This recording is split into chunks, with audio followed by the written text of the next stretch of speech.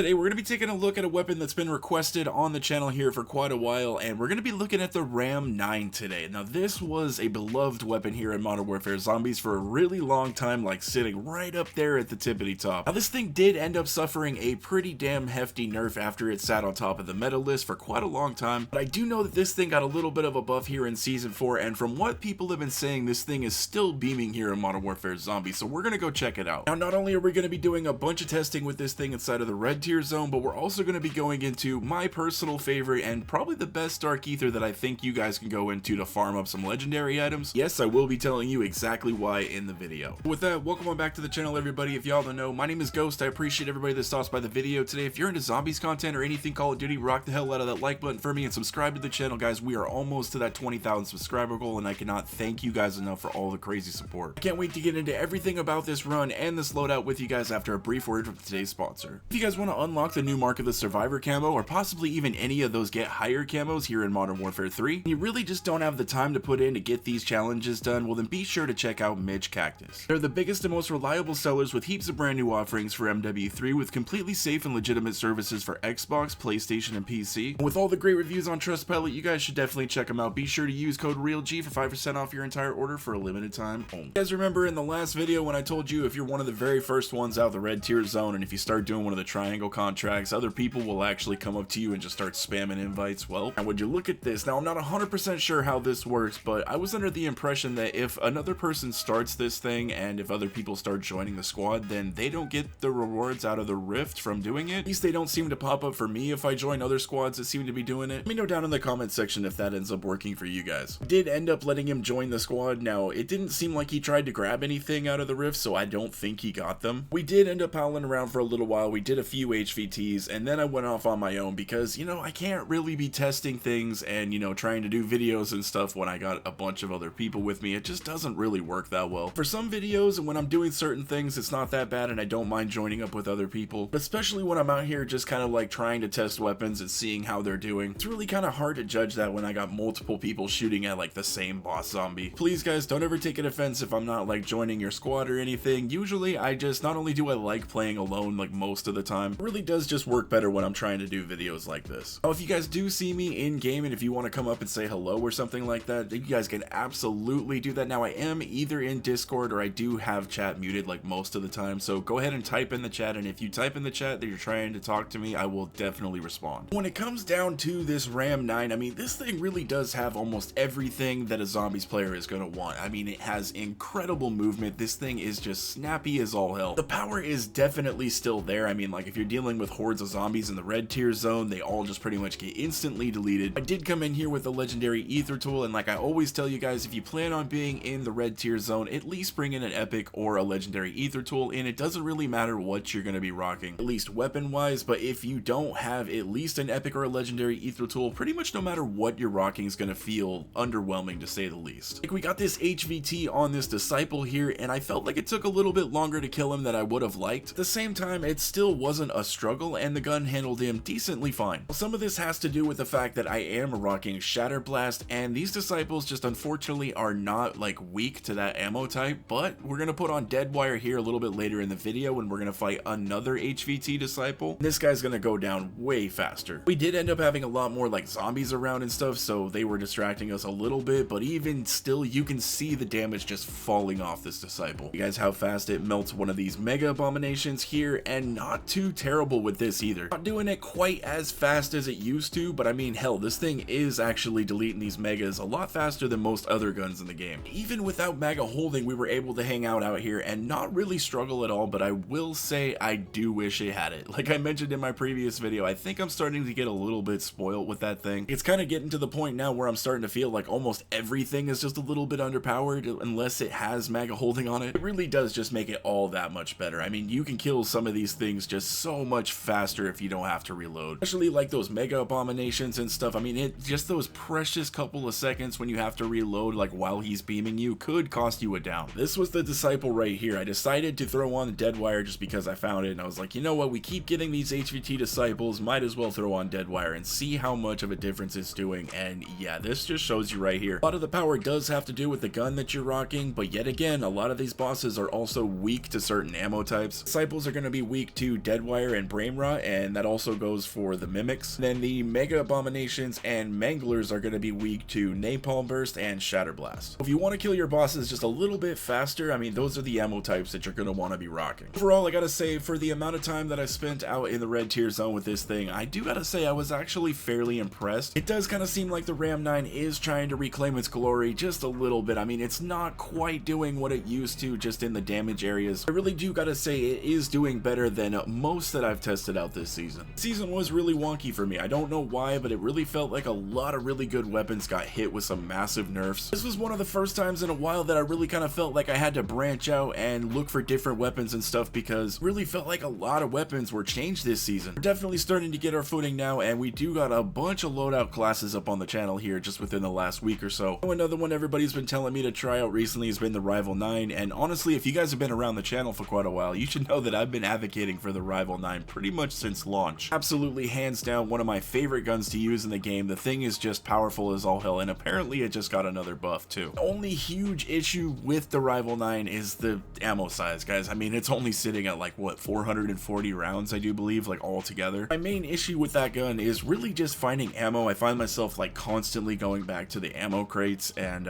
you know, really trying to find ammo for like from the killed zombies. But other than that, absolutely love that gun. Let me know down in the comment section what's been like your guys' go-to weapons here in season 4. We are back and we are inside the season 2 reloaded Elder Dark Aether, and I'm gonna tell you guys why I think this is the best Dark Aether to come into. First off, I would give it to the original OG Dark Aether, but it has one big problem with it that the season 3 reloaded Dark Aether shares. That is that if you are a solo player, it is almost impossible to get the escort missions done without the VR11, so it's kind of a necessity to bring one of those in. That's the first thing that kills the first Dark Aether and the third Dark Aether. Now, the other problem that both of these Dark Aethers share is that you can only get the specific acquisitions that are actually tied to those Dark Aethers. The one huge special thing about the season 2 Dark Aether is that you can find any of the acquisitions from any of the Dark Aethers inside of this one. You're gonna see here in this match, we actually ended up pulling an Aether Blade out of the very last contract. You are more likely to get the acquisitions that are tied to the season 2 reloaded Dark Aether, but you do always have the chance of getting any of the other ones. On multiple occasions, I have found so many golden armor plates, dog bones. I've even found a dead wire detonators in here. It's not always guaranteed. You are more likely to get the Maga Holding, the Bloodburner Key, or the VR11, but these are always possible to get in here, which I think is really cool. I don't know, that is just my opinion. Let me know down in the comment section what is your guys' favorite Dark Aether. Again, I had a lot of fun with this Ram 9, absolutely amazing weapon. It was definitely able to carry me easily throughout doing anything inside of the red tier zone, including all of the HVTs. Had absolutely no problem coming inside of the Elder Dark Aether and outlasting inside of like the Outlast contract, or even dealing with the HVT. Yeah, we set up a sentry gun, but you know. All in all, I do gotta say, if you have set down this weapon since, what was it, season 3 reloaded, it's been a little while and you haven't touched this thing, or if you're just looking for a new loadout, this is one that I definitely highly recommend you guys check out. Again, I do want to reiterate just how thankful I am for everybody supporting the channel lately. I know that Modern Warfare Zombies is definitely coming down to the end of its life cycle and everything is kind of starting to wind down. Hype for Black Ops is definitely starting to get there, but things for this game is just starting to get a little bit stale from time to time, but you guys are still rocking strong here on the channel, and man, I just honestly cannot thank you guys enough. I'll toss up that loadout up on the screen right here for anybody that wants to check it out. Again, thank you guys all for the support. I greatly do appreciate it. Drop a like if you guys enjoyed the video, subscribe to the channel if anybody is new. Hope you guys have a wonderful rest of your day, and I will catch you in the next one.